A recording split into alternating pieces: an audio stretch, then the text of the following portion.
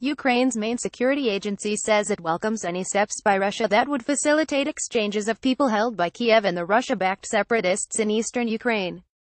The Ukrainian Security Service SBU made the remark in a brief statement on November 16, a day after Russian President Vladimir Putin told separatist leaders in Ukraine's Luhansk and Donetsk regions that he favored a plan for a prisoner swap with Kiev.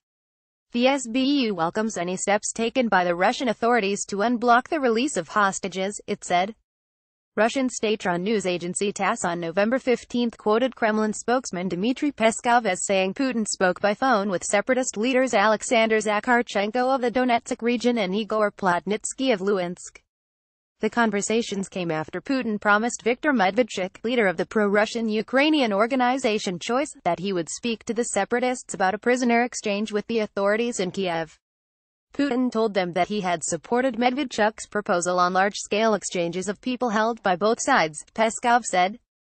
Peskov said that Zakharchenko and Plotnitsky supported a swap in principle but pointed out that the issue will have to be worked out further on with representatives of Ukraine. Speaking directly, the Russian statement saying that Putin spoke directly to the Russia-backed separatist leaders represented a rare public acknowledgement of such direct contacts. The separatists have controlled the capitals and some other districts of the Luhansk and Donetsk regions since the spring of 2014, when Moscow fomented separatism amid unrest that led to the downfall of Moscow-friendly Ukrainian President Viktor Yanukovych that February. Russia does not recognize the separatist-held areas as independent, and says it supports Ukraine's territorial integrity. Moscow also denies providing the separatists with troops, weapons, and other support in a war that has killed 10,000 people in the two regions since April 2014, despite what Kiev and NATO say is incontrovertible evidence of such support. In the past, the only official platform for Putin to meet the separatist leaders was during negotiations in the Belarusian capital in September 2014 and February 2015, when successive agreements known as the Minsk Protocols were signed. The agreement eased fighting but failed to stop it, and progress on other aspects of the 2015 deal, which called for the release and exchange of all hostages and illegally held persons, has been limited.